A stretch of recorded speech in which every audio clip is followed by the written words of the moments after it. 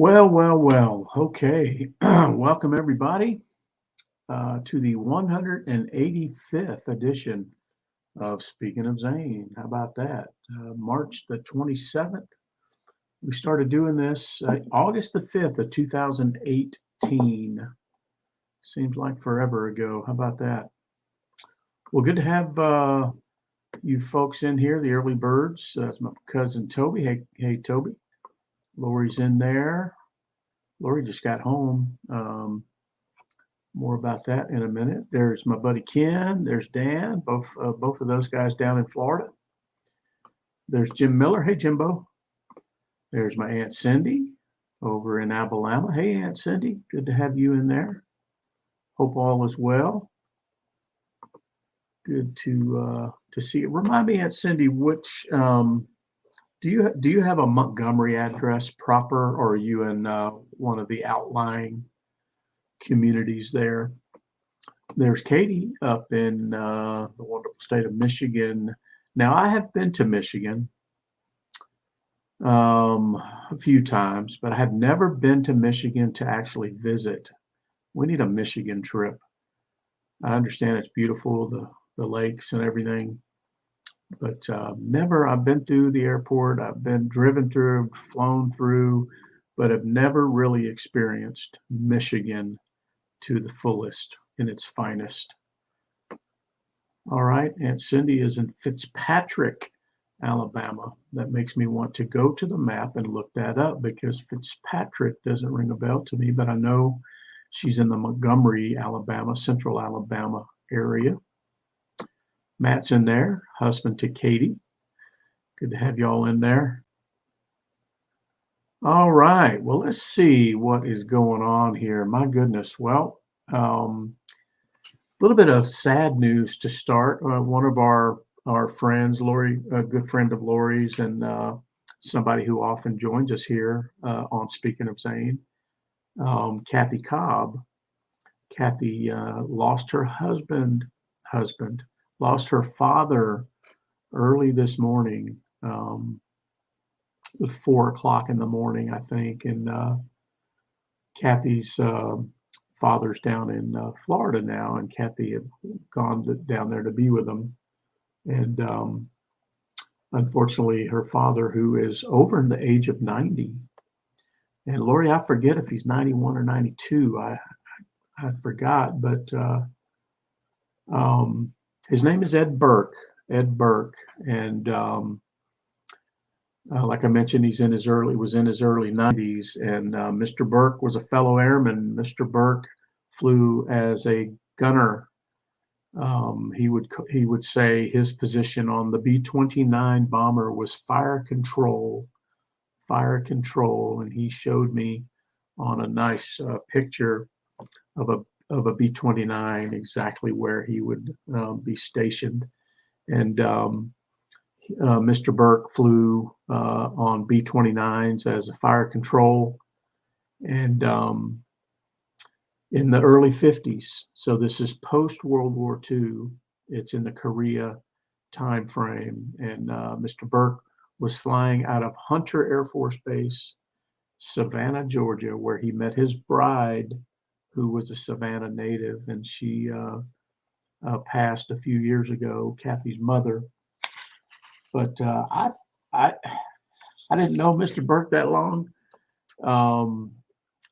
but I'm so blessed to have gotten to know him and spend some time with him, even have lunch and a beer with him. And he was drinking his beer well into his 90s, and just a great guy to chat with, kind of quiet and humble. But once you get going with him, just, like everybody of that generation, just a wealth of knowledge and experience. And over the last year and a half, maybe close to 2, I've gotten the opportunity to spend a little bit of time with him here and there. And in fact, let me show a couple of pictures of Mr. Burke.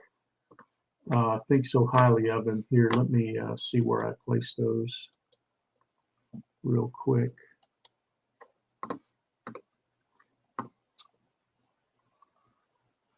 And I pulled a few pictures just on purpose here, and now I'm trying to find out where I stashed them. Here we go.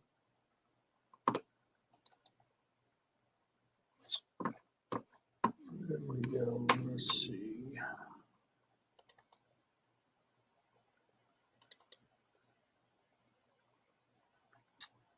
Here we go. Okay. Just let me share.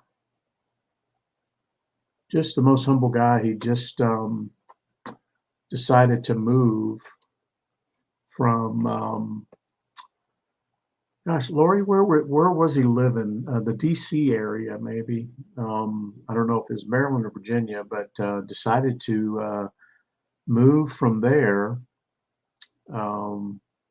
I think Maryland, maybe, to move from there down to Florida for his retirement years. He's in his early 90s, and he bought a house down there just within the last year. And unfortunately, he got ill here recently and just was not able to recover. But I will recall fondly spending some time with him. Just a very interesting. There you go. There we are at our favorite place, Semper Fi Bar and Grill, and he every opportunity he would come out to Semper Fi Bar and Grill. In fact, one of the last times we were there, I had a little photo of a B-29.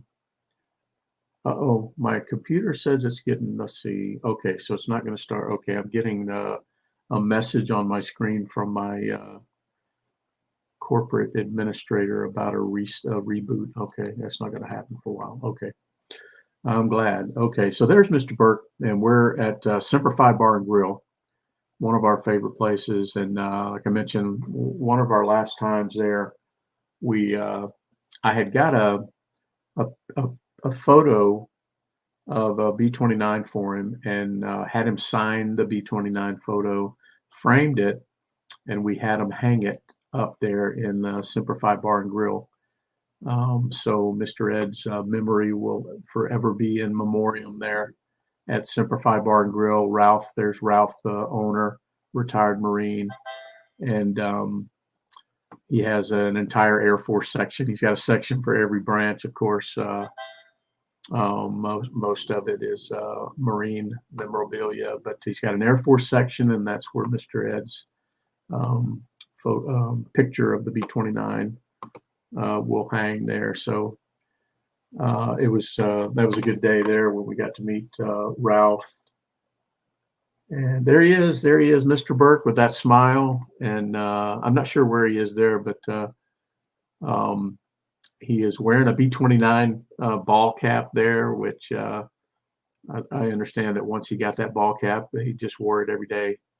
The B-29 Super Fortress. So rest in peace, Mr. Burke. I'm glad to have known you, and condolences to Kathy on the loss of her father. Okay. Lived a long life, he did, Mr. Burke. All right, let's see. Let me find my notes back here since I moved things around. Okay, well, yeah, sorry to start on a sad note there, and I know they're going to miss Mr. Burke. Kathy seems in good spirits. She put out a post today about losing her father early this morning, and understands a long, well-lived life.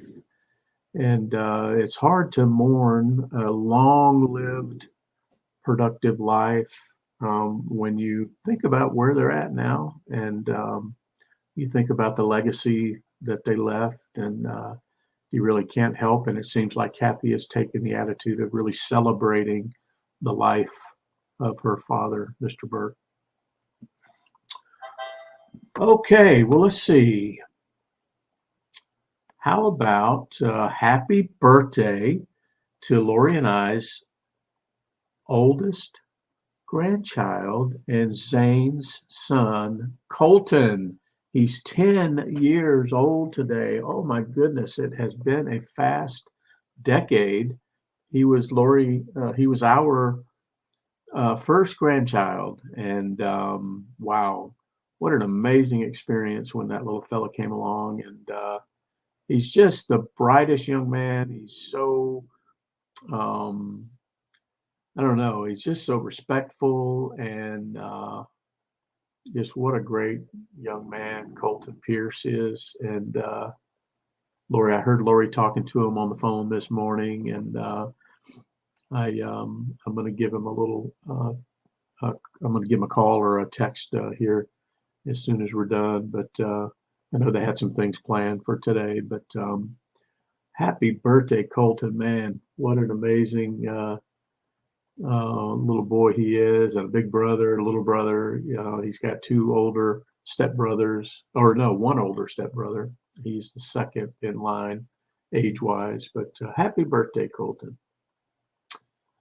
All right. Well, let's see. Toby is asking about our neighbor. Yeah, good question. So it's been a week now since the fire. And boy, our neighborhood has really stepped up. And our neighbor, April, she finally got on Facebook. I think it was yesterday, and thanked everybody. Man, our neighborhood has stepped up. We had people dropping stuff off at our house. We had people dropping stuff off at the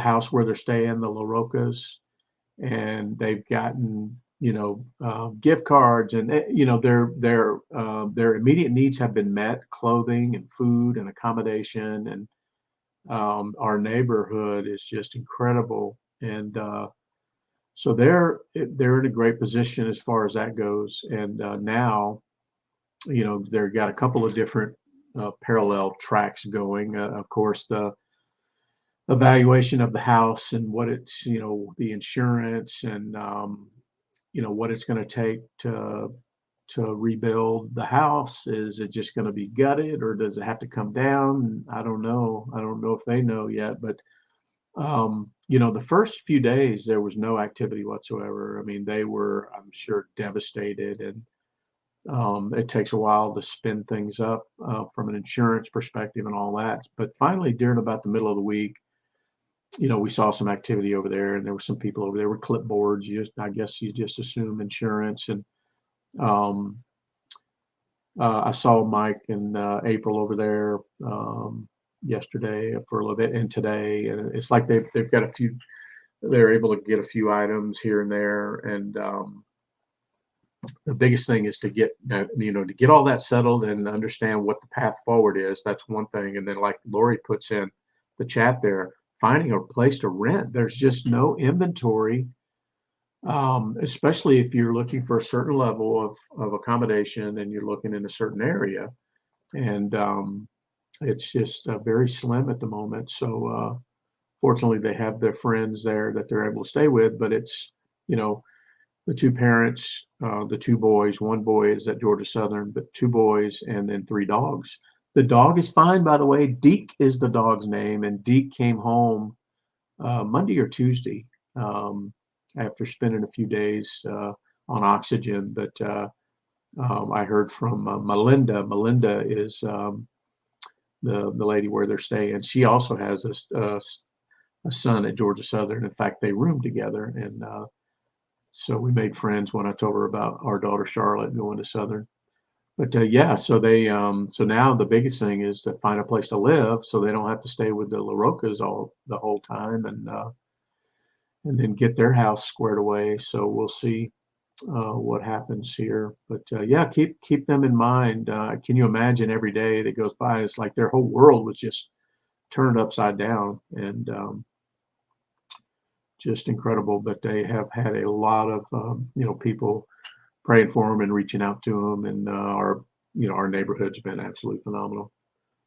So thanks for asking about that, Toby. All right, well, let's see. Well, yesterday, speaking of Semper Fi Bar and Grill, I got a text from a friend of Hannah's, somebody who's known Hannah for about 10 years when we were in Savannah, and then when we moved back up here. His name is Michael Neese, and he was a friend of a friend of Hannah's called Wayne. And anyway, they've stayed friends over the years. And Michael is a big runner. He runs marathons, half marathons, 5K. He does this for fun, and like every weekend. And last October, you guys may remember me posting. He actually was part of a run to honor fallen service members and veterans that have some connection to Georgia. And the whole thing was to bring awareness and honor those. And it was an interesting race because it started, I can't remember the little town it started in, but they ran like 170 some odd miles as a team, different teams. And they ran 170 some odd miles from, I can't remember where they started, but they ended up at Fort Benning, Georgia, which is where Zane graduated from infantry school, of course. But Michael decided, because of his connection with Hannah, that he would run to honor Zane. Zane having a Georgia connection, and it was the coolest thing. I watched it, when Zane's mile, there was a mile in the thing where they honored Zane specifically, and at the end of the mile, they read off Zane's name, and it was just, I watched it, the live stream of it. It was just so special, and I thanked Michael for that. Well, that was last October. Well, turns out Michael comes up here to Atlanta quite a bit. He lives in Savannah. But he was up here for a race yesterday morning. He left Savannah at 3:30 in the morning, drove up here to Ackworth, actually, just around the corner from us off Harmony Grove Church Road, where those stables are, Lori. That's where where the stables are and that property. That's where they ran this race. It's called a Savage race, and they have all obstacles. It's kind of like the Iron Man and all those others you hear about. But he drove up from Savannah at 3:30 in the morning, got here, ran this race, and he told me he was going to be doing it, and said, "Hey, listen, if I'm just going to be jumping in the car and driving back to Savannah. I'd love to come by and just meet you." And I said, "Well, why don't I take you to lunch?" And so I met him over there at it's just right across from one of the entrances of our neighborhood, and I went over there and met him, and we drove over to Semper Fi Bar and Grill. I said, "You got to go to this place." And so he followed me over, and we had lunch and got to talking and just had a really good time. And so at the end of the lunch, this is kind of interesting. He presented me with the finisher's medal from the race where he honored Zane last October. And I'll show it to you here. 2021. And on the back, Specialist Zane McDonald, 131, 2016. So Michael gave me that. And out of my pocket comes one of the wonderful, speaking of Zane, challenge coins. And I gave him a challenge coin. And so we reciprocated and said so long after our lunch, and he drove back to Savannah. So it was short notice, but I love that. And Michael's going to do that run again this year in October, and he wants me to come down wants us, Lori and I, to come down to Columbus, where they will finish the race,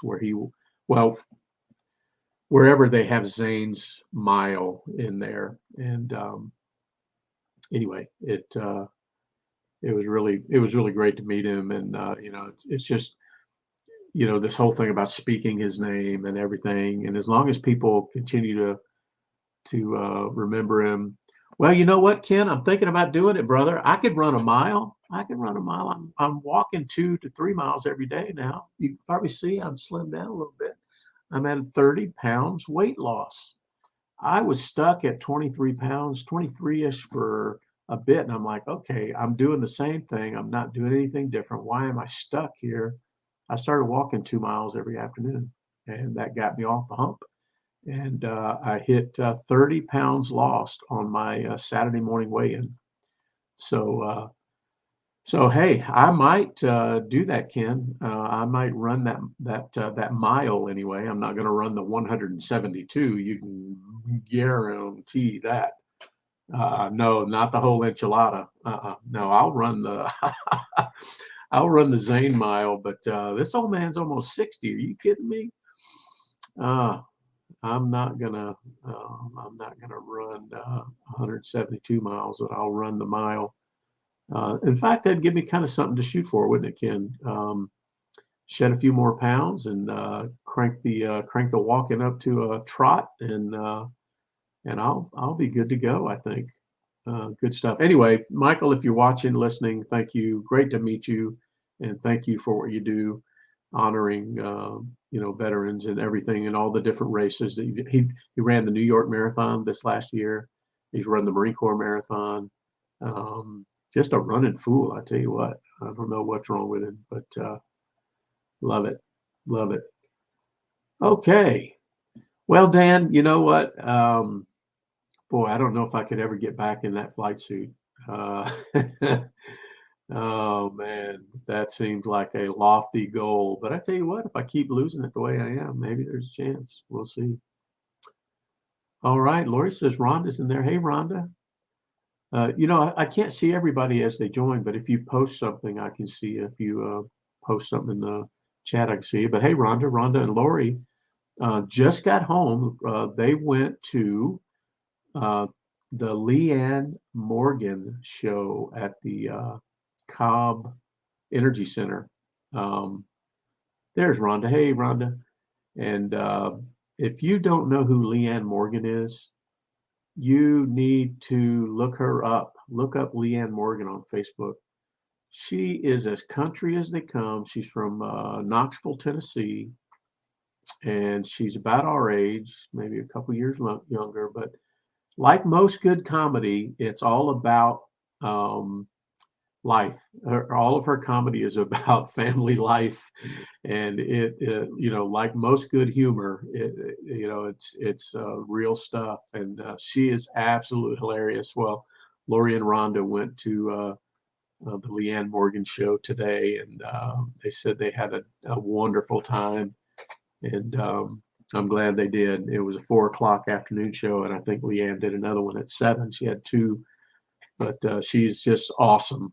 She's absolutely. I even love watching her on Facebook. So I'm glad that Lori and Rhonda were able to hook up there. Okay, let's see. What else do we got here? Oh, I got a cool little gift from a friend of mine at work. This guy is the absolute best, man. He all of a sudden in the mail. I thought Lori got this for me for some reason. I think she don't like me that much.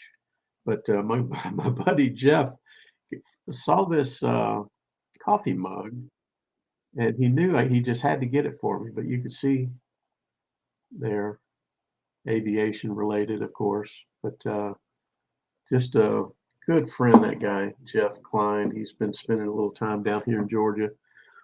But good stuff. Oh, Hannah, Rhonda's asking about Hannah. Yeah, early this morning, Hannah had to go to the urgent care, and then from urgent care, they transported her via ambulance to Cartersville Medical Center, and they thought she had gallbladder issue, but hours and hours go by. They don't let family or anybody in with them anymore. So we waited to hear from her. And finally, she texted me and said, "Okay, Dad, you can come get me." I said, "Well, what? No surgery?" And she said, "Well, no, they can't. They've not been able to determine if it's a gallbladder or what." And I said, "Well, what do they say?" They said, "Go home." So I picked her up, and she still wasn't feeling good. She said, "Just take me home, Dad. I need to sleep." And so anyway, I guess we'll just keep an eye on her. But I don't know. She thought she had symptoms like food poisoning. She said that's the symptoms that she had. But anyway, thanks for asking about that, Rhonda. I think somebody beat you to it in the chat there. I think it was I don't remember. But anyway, Good stuff. So Hannah's fine. All right. Well, let's see. That takes us on to the hat of the week. Hat of the week. Well, who can guess why I'm wearing this hat? You know that the hat always has something to do. Well, usually 99% of the time has something to do with what's going on. And so this is the hat of the week. Let me see if I can have it scroll across here. Who can imagine why this would be the hat of the week? I'm going to see if anybody knows anything about Providence before I move along. But this is the hat of the week. Providence basketball is the hat of the week. Indeed. I'm just waiting to see if anybody has ever heard of Providence or know why I would be wearing Providence basketball hat today. Put your guess in the chat there. Oh, goodness. Well, it's because they made it into March Madness, and they actually made it. Let's see, they lost to who was it? Kansas, yeah. So Providence beat South Dakota State, and then Providence beat Richmond, and then Providence had to go up against Kansas in the Sweet 16, and Kansas beat Providence, but. Anyway, that's why the Providence basketball hat. Well, what do I have to do with Providence? Well, I have a buddy that's a Providence alum, and he would always talk about Providence on our video conference calls and stuff. And one day I just showed up to the call with this Providence basketball hat on. And he kind of shocked, but anyway. That's the hat of the week, Providence basketball. How's everybody's brackets doing? I'm not too bad. I had all four that are going to the Final Four. I had them all going. Yeah, that'll be fun. I'm thinking Duke has probably got the edge. But oh, there's my dad in there. Hey, Mac Marine. He had some grandkids and great grandkids visiting this weekend. My niece Heather, Sharon's daughter, and her two were down. All right, well, let's see what else we got here. Moving on to this week in military history. Got a couple of items. I mentioned this one last week, but I didn't know there was such a thing, Dad. I don't know. Did you know about this, or is this something recent? But March 29th is Vietnam War Veterans Day. Vietnam War Veterans Day, March 29th. I think I remember it from last year, but I know it's a new thing. But Vietnam War Veterans Day, March 29th. And Ralph's doing something cool at Semper Fi. He's aligned with some other businesses, and they're if you're a Vietnam vet, you get free lunch on at Semper Fi on March 29th. Okay, and how about this, gang? March the 21st, I forgot this last week. March the 21st, 1946 was, yeah, I think you're right, Dad. I think you're right. I think that may be an over-rotate, right? A little overcompensation for, all the years of the whole controversy and everything. But yeah, if they just, I'd be happy if the country would do a better job just with Veterans Day, not necessarily have its own separate Vietnam Veterans Day. I'm with you, Dad. So March 21st, 1946, March 21st, 1946 was the birth of the Strategic Air Command. Dun, dun, dun.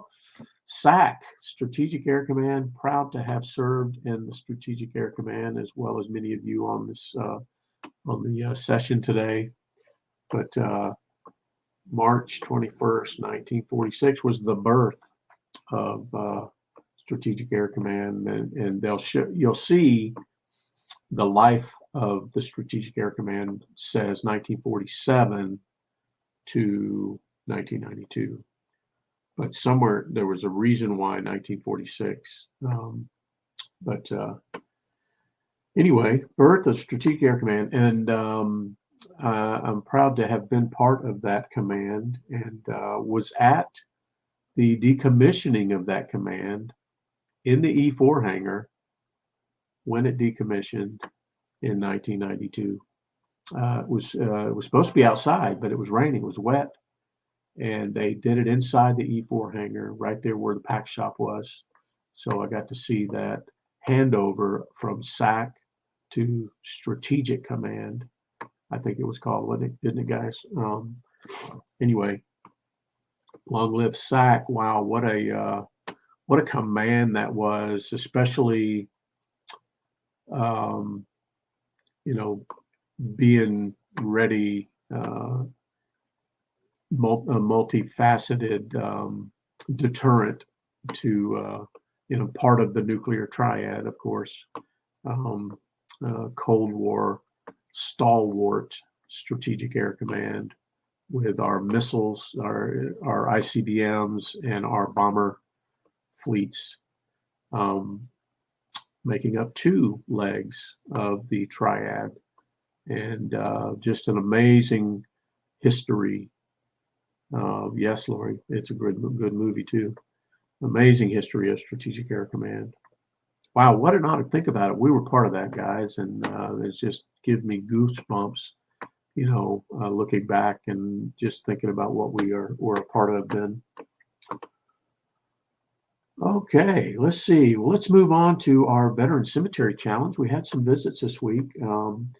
Daryl, did you make one or two trips? I know you made at least one. Now, Jim Miller made 3 visits. Say, hey, Jimbo, I saw you check in there. Jim had the occasion to make 3 visits to Omaha National Cemetery. And I tell you what, our friend Todd Vanderwerken's got to be smiling to have somebody visiting him so frequently. And Jim, thank you for doing that. Jim has to drive right by there. And Jim did it 3 times this week. Because one time, one of the trips, he forgot something and had to make it again. So he got 3 visits in there. But and then yesterday, I drove up to Georgia National after I met Michael at Semper Fi for lunch. I'm like, well, I'm close on this side. Let me just run up and see Zane. And it was beautiful up there. Just the weather right now is gorgeous. Of course, it's not hot yet, but so I went up there and spent some time. And Lori made a visit up there earlier in the week and got those flowers that she's been talking about in place. And then one of Zane and Abby's friends, Bree, she went up there and visited him this week, and she sent me a message and a picture and left him a nice rose there. And it just, I tell you, it's so heartwarming when we know that people have visited him. It's an amazing thing. My dad posted something on the Speaking of Zane Facebook group about, we've talked about these over the years, but there were 6 unaccompanied veterans that were all buried a week or so ago at Southwest Louisiana Veterans Cemetery. Southwest Louisiana Veterans Cemetery. So I'm glad that those 6 finally got the respect they deserved and are in a place of honor. So thanks for sharing that with us, Dad. Okay, well, let's see. We had some thank yous this week. Let me just tell you what I have. If anybody wants to throw in any last minute, I usually get a last minute or 2 from Paula because she's always on the prowl for vets and Leos, and Katie often throws one in at the last minute. But if you have any, let me know. I know that Jim thanked the gate guard there at Offutt, so that's one. Aunt Paula, in normal fashion, thanked 5 Pasco County deputies this past week. And let's see, so that's Paula, Jim, and I thanked a couple at work. One young man was a Navy veteran. I'm interviewing him for my program, Navy vet, and his name was Dustin. And then another guy at work, a colleague of mine who I've never met before, reached out to me and he was in the Air Force. He was in the Air Force a little bit after me, but his name is Chuck. And Chuck reached out to me because he sees my activity on our veterans resource group, and he said, "Man, I just wanted to run something past you." And his dad is a Vietnam vet like mine, and his dad was in the Army, and his dad was a member of a cavalry unit. And this cavalry unit has been a number of years ago. They started getting together for reunions, and they created a Facebook, or not a Facebook, but it created a website and a roster and tracking and a spot for stories and photos. Just a really cool way. But he says that those men are all in their mid 70s at the youngest, and mid 80s or later at the oldest. And he says it's becoming more difficult for any of them to maintain the website and all the activity that goes along with it. So he wants to pick it up on behalf of his father, and he just wanted some ideas. What did I think about that? And I don't know I don't know why he thought.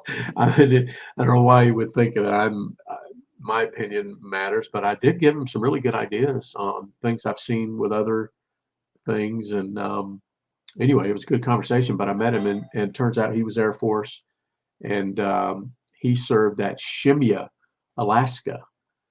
How about that for at the edge of the earth? It may not be the edge of the world, but you can see it from there. And anyway, great conversation with him. So that's 2 for me. So Paula 5, 7, 8. So I've got 8, which takes us up to, well, let me see. Daryl's got one. Let's throw Daryl's Marine in there. Daryl's always good for 1 or 2. And I had somebody thank me this week too, and I can't remember where it was at. But that's a good feeling, and it, especially when they're sincere. I like when the young, teenage kids thank you. That means their parents did something right. But Daryl, I got your Marine in there. That takes our weekly total of 9 and takes our grand total number of thank yous to 1,362 times, because of this relatively small group of patriots. A veteran, a service member, a law enforcement officer has heard the words "thank you" or "I appreciate you." Wow, how about that? Good stuff. Thank you all for playing along. Love it.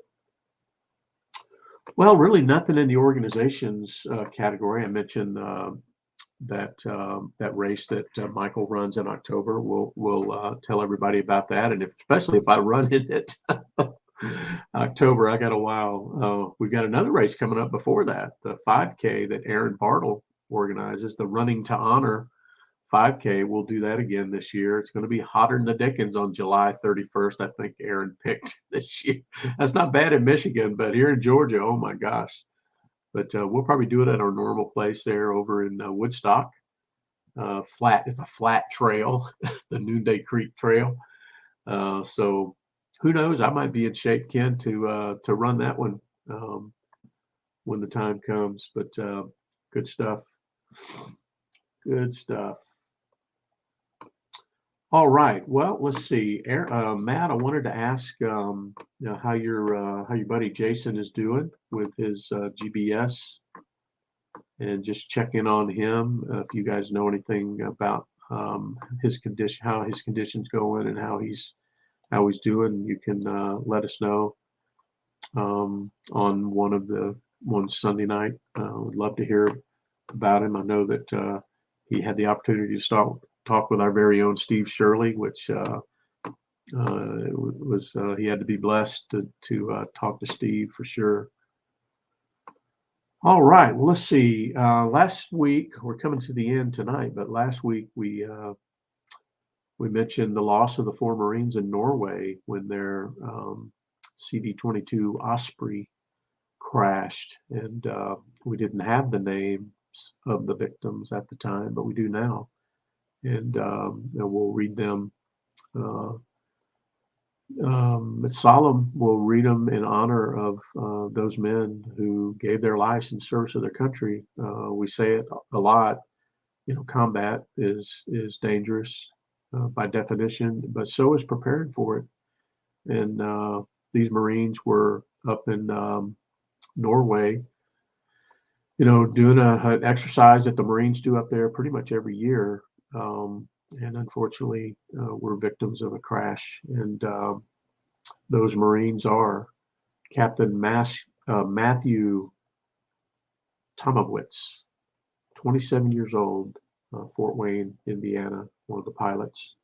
Captain Ross Reynolds, also 27, from Leominster, Massachusetts, one of the other pilots. Gunnery Sergeant James W. Speedy, 30 years old, of Cambridge, Ohio, and Corporal Jacob Moore, 24, of Catlettsburg, Kentucky.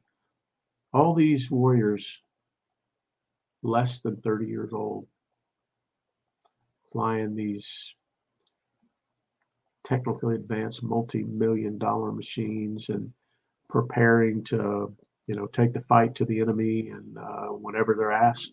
And I'm sure all of these may have had some combat experience previous, but now they're no longer with us. But we won't forget them, and we just hope that their families will continue to speak their name like we speak Zane's name. And if that's true, they won't be forgotten. They say that a person dies twice, once when they take their last breath, and then again when their name's no longer spoken. So may the names of these 4 Marines continue to be spoken. Okay, well, let's see. I think we are at the end today, but I did see, who did I not acknowledge there? I may have not acknowledged somebody. If I didn't, I apologize to you, but I'm glad that you're here. Thank you all for joining tonight and every Sunday night. And we'll continue to do the same thing until I can't do it anymore. But I'm always looking for ideas. If anybody has any ideas about things, some things we've tried, some things didn't work out, some things we've talked about. I mean, if you guys have some ideas about what you'd like to chat about on Speaking of Zane, certainly let me know.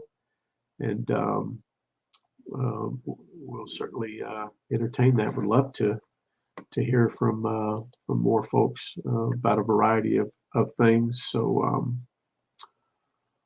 all right, gang. Well, have a great week coming up. If you see a vet, tell them thank you. Check on your buddies. I tell you what, you cannot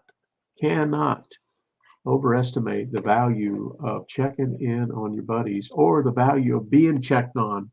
So do it. Check on your buddies and make sure everybody's okay. We don't always know what people are going through, and sometimes it's just to hear, man, I'm thinking of you.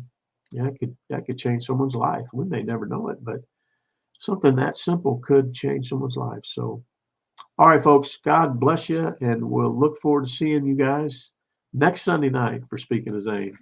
Wow, it'll be April. We'll be in April, and we look forward to that, and that'll be the 186th edition of Speaking of Zane. So have a great week, and appreciate all you guys. Thank y'all.